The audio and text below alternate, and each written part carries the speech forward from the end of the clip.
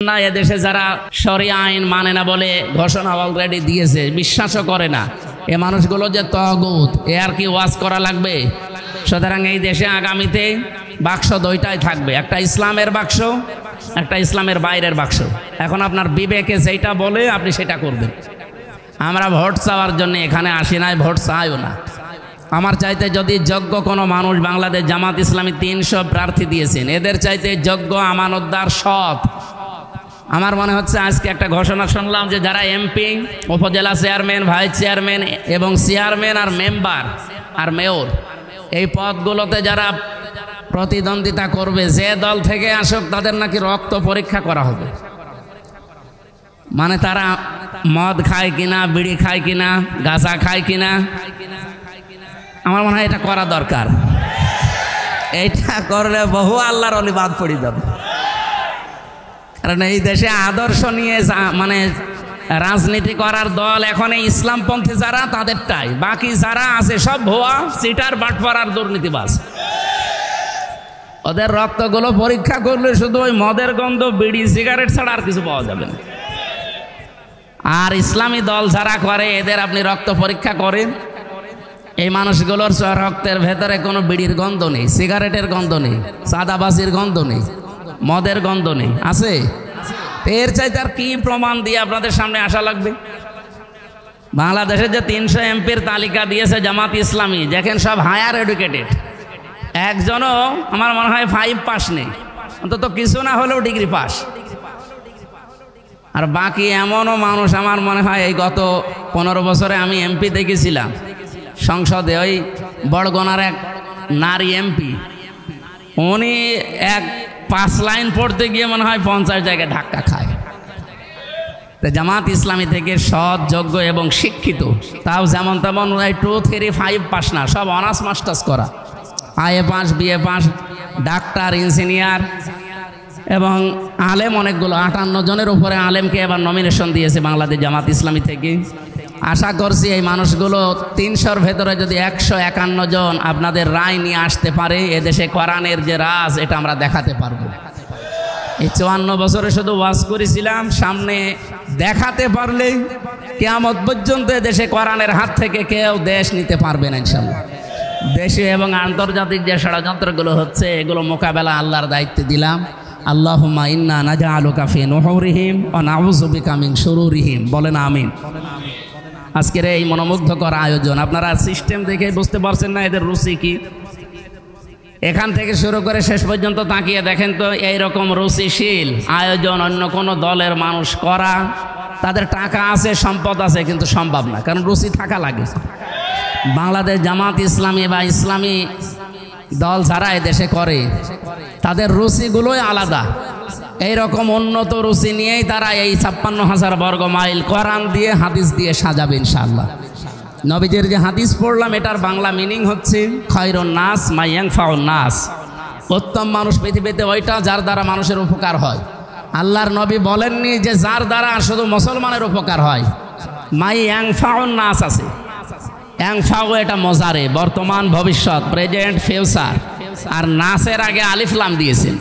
আমরা এগুলো ব্যাখ্যা বিশ্লেষণ করলে, গবেষণা করলে দেখি, মানুষ হয়ে পৃথিবীর মানুষের উপকার যারাই করবে, সে হিন্দু হোক, বৌদ্ধ হোক, খ্রিস্টান হোক, মুসলমান হোক, আল্লাহর কাছে সে উত্তম মানুষ। সুতরাং এই এলাকায় অমুসলিম যারা আছেন, তাদেরও চিন্তা নেই, যদি কোরআন আসে, যদি ইসলামপন্থী মানুষেরা আসে, যে হকগুলো এতদিন পাননি, ওইগুলো আপনারা দেখতে পাবেন ইনশাআল্লাহ। আমিরে জামাত ঘোষণা দিয়েছে, এদেশে মসজিদ যেমন পাহারা দেওয়া লাগে না, মন্দিরও পাহারা দেওয়া লাগবে না ইনশাআল্লাহ। সেই দৃশ্য আমরা দেখতে চাই না?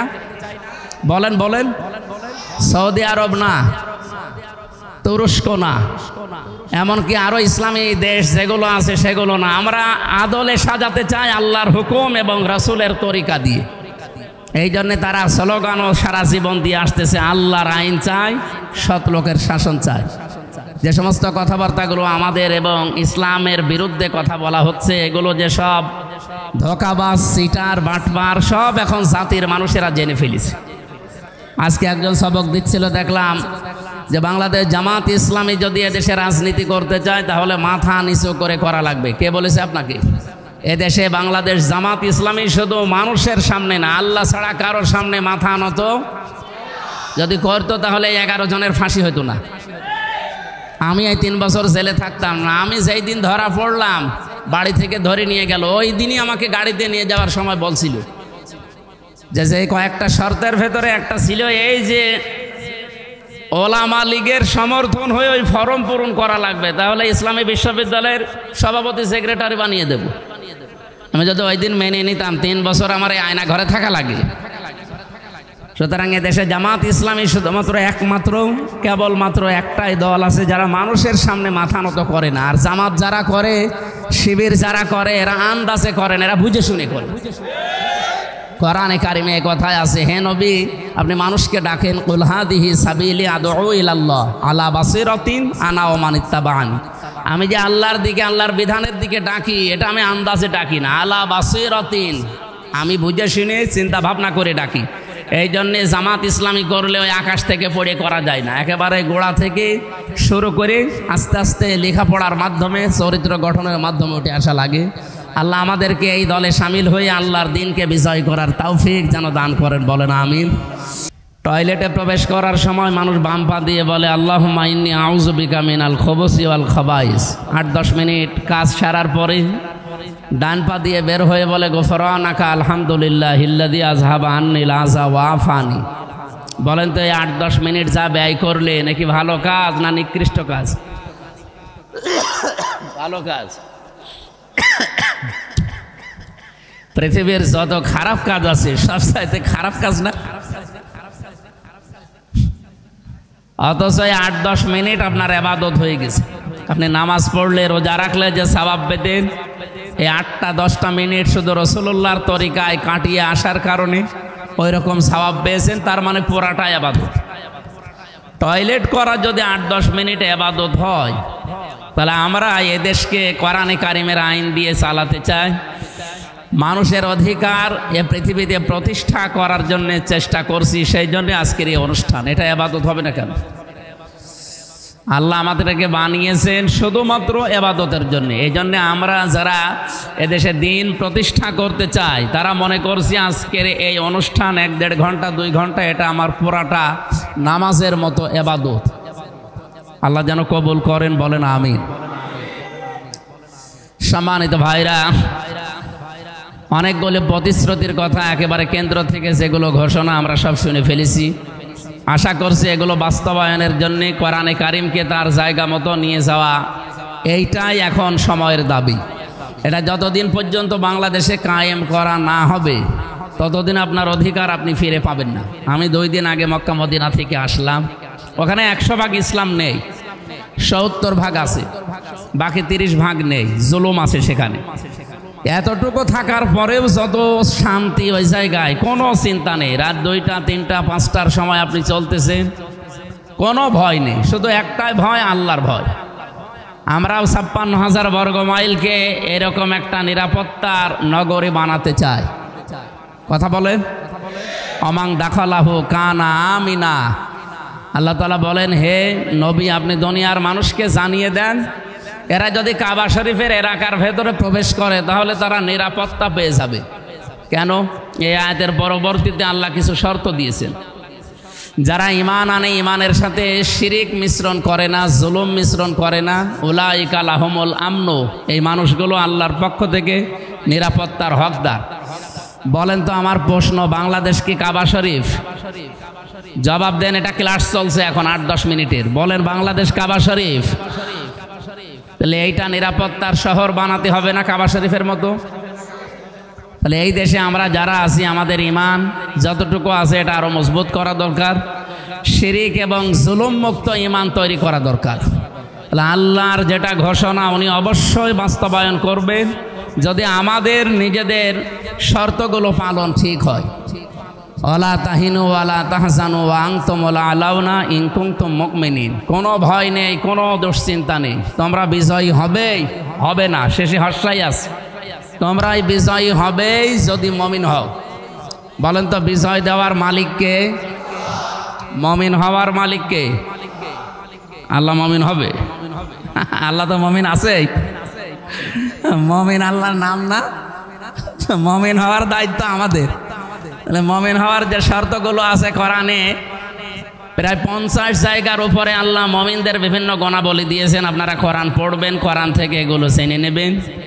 যদি ওই শর্তগুলো পূরণ হয়, ইমানের সাক্ষী দেওয়ার পরবর্তীতে আমাদের ইমানের সাথে শিরিক এবং জুলুম যদি মিশ্রণ না হয়, এই জুলুম মুক্ত করার জন্যেই কোরআনে বারবার আল্লাহ যুদ্ধ করার জন্যে উৎসাহ দিয়েছেন। ফাকাতিল ফি সাবিলিল্লাহ লা তুকাল্লাফু ইল্লা নাফসাকা ওয়া হাররিদিল মুমিনিন আসাল্লাহু আইয়াকুফা বাসাল্লাযিনা কাফারু আল্লাহু আশাদ্দু বাসা ওয়া আশাদ্দু তানকিলা।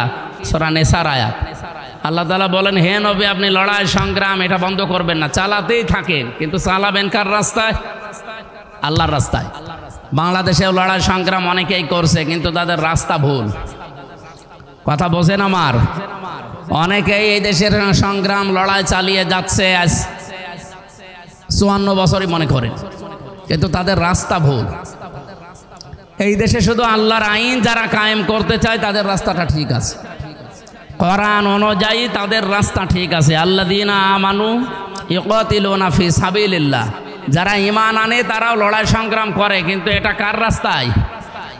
আল্লাযীনা কাফারু ইউকাতিলুনা ফি সাবিলিত তাগুত ফাকাতিলু আউলিয়া শাইতান, যারা কাফের তারাও লড়াই সংগ্রাম করে, কিন্তু তাদের রাস্তা হচ্ছে তাগুতের।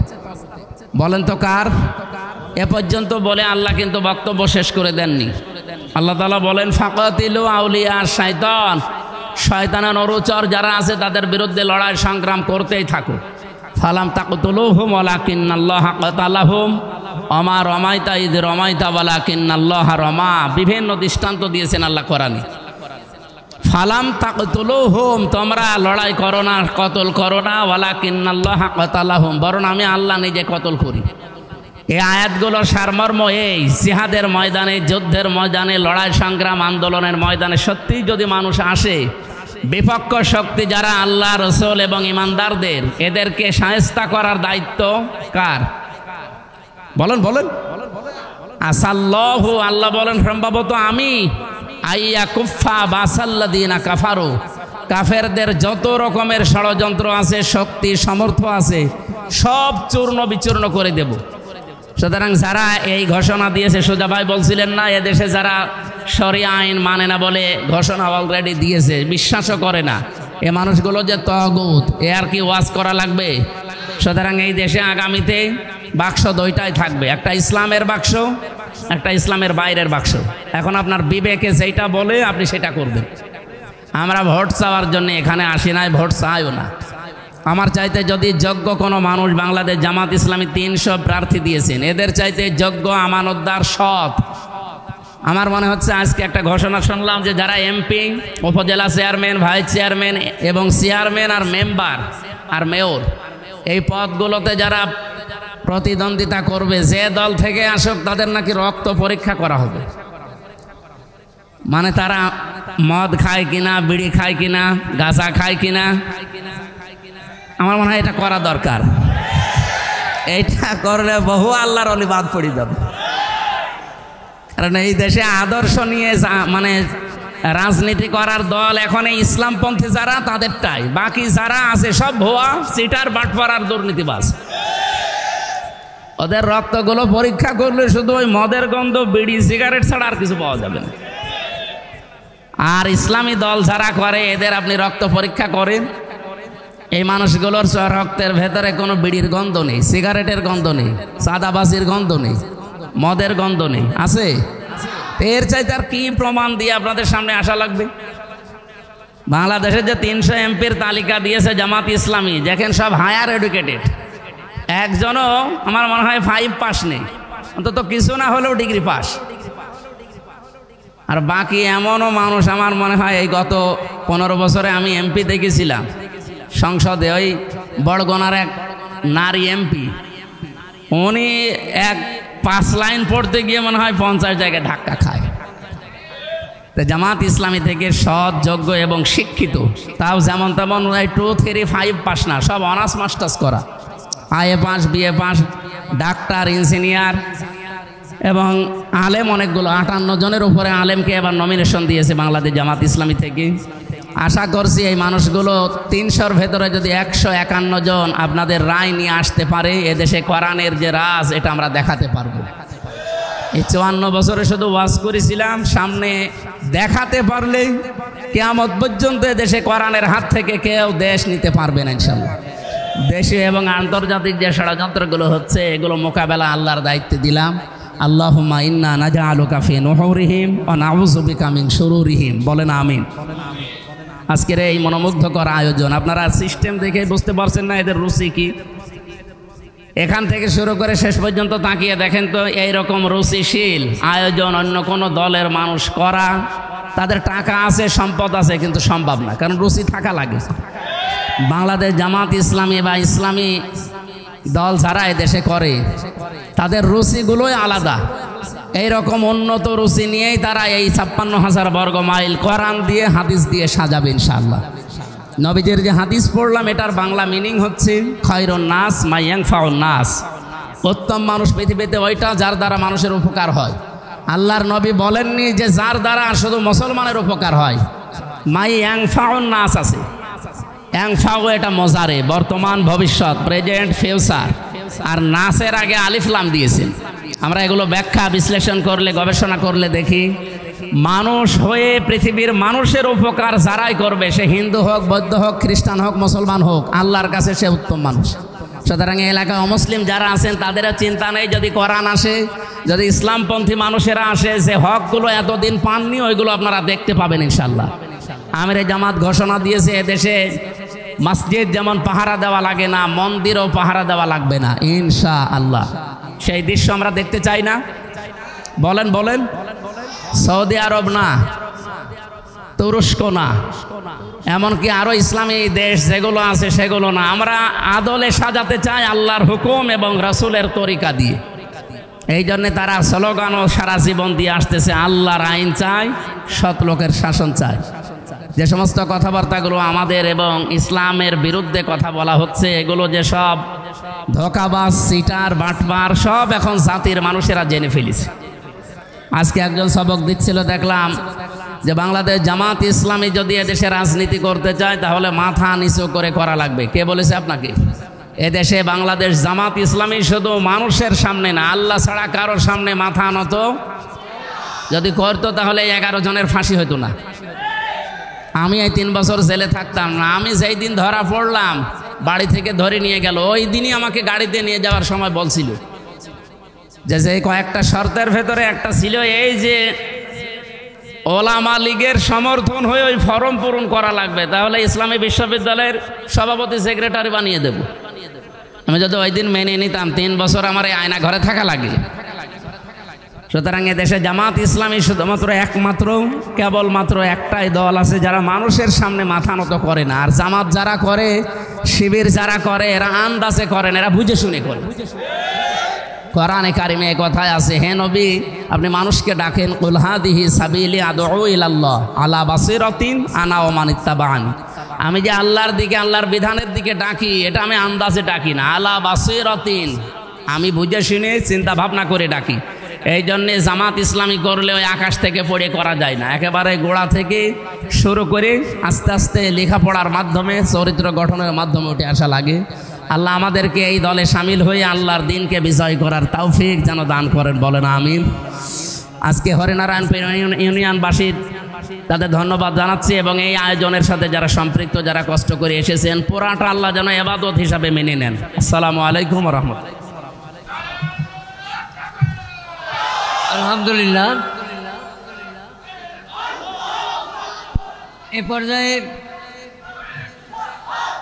এ পর্যায়ে আপনাদের সম্মুখে সমাপনী কথা রাখার জন্য আমি অনুরোধ করছি।